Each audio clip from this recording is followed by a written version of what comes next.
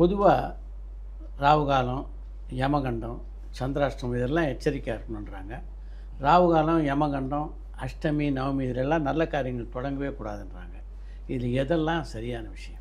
ஆக்சுவலாங்க ஐயா, ஜாதகத்தில் ராகு பலமாக இருந்தா, ஜாதகத்தில் ராகு பலமாக இருக்குது, திரிகோணத்தில் இருக்குது, இல்லை 11ஆம் இடத்துல இருக்குது, அல்லது ராகு தசா, ராகு புக்தி, இவங்கெல்லாம் ராகு காலத்தில் எது வேணாலும் செய்யலாங்க ஐயா.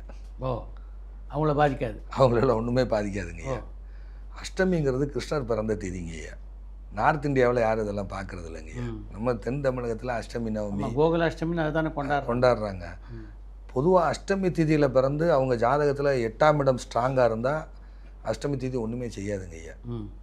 அவங்கள வந்து பெரிய லெவலில் பொருளாதாரத்தை உயர்த்திடுதுங்க ஐயா. நீங்கள் நிறையா பொருளாதாரத்தில் உயர்ந்தவங்க ஜாதகத்தை பார்த்தோம்னா அஷ்டமி திதியில் பிறந்து 8 குடையர் பலமாக இருப்பாருங்க ஐயா. 8ஆம் இடங்கிறது அதிர்ஷ்டங்க ஐயா. திடீர் அதிர்ஷ்டங்கிறது 8ஆம் இடங்க ஐயா. திடீர்னு பணக்காரராகிறாங்க இல்லைங்க, அவங்க ஜாதகம்லாம் பார்த்தீங்கன்னா 8ஆம் இடம் வளர்த்துருக்குங்க ஐயா. 8ஆம் இடம் யாருக்கு ஸ்ட்ராங்காக இருக்கோ, இப்போ அஷ்டமி திதியில் பிறந்து 8 குடையர் பலமாகிட்டாங்கன்னா மிகப்பெரிய சக்ஸஸ்ங்க ஐயா. அவங்களுக்கு அந்த தசையோ புக்தியோ வரும்பொழுது பெரிய லெவலுக்கு கொண்டே விட்டுருங்க ஐயா.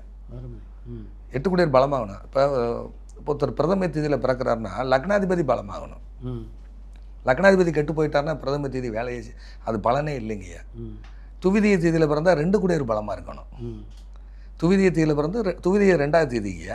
துவிதிய தீயில் ஒருத்தர் பிறந்தாருன்னா 2ஆம் இடம் நல்லா இருக்கணும், தனஸ்தானம் நல்லாயிருக்கும், பொருளாதாரம் நல்லாயிருக்கும், அவங்களுடைய குடும்ப வாழ்க்கை நல்லாயிருக்கும். துவிதிய தீயில் பிறந்து 2 கெட்டு போச்சுன்னா அவங்கள ஃபேமிலி லைஃப் நல்லா இருக்காது, ஃபினான்ஷியலாக ஸ்ட்ராங்காக இருக்காதுங்கய்யா. அதனால் அஷ்டமி, நவமி இதெல்லாம் நம்ம பார்க்கணுன்னு அவசியம் இல்லைங்கய்யா. நமக்கு என்ன தசாபுக்தி நடக்குது,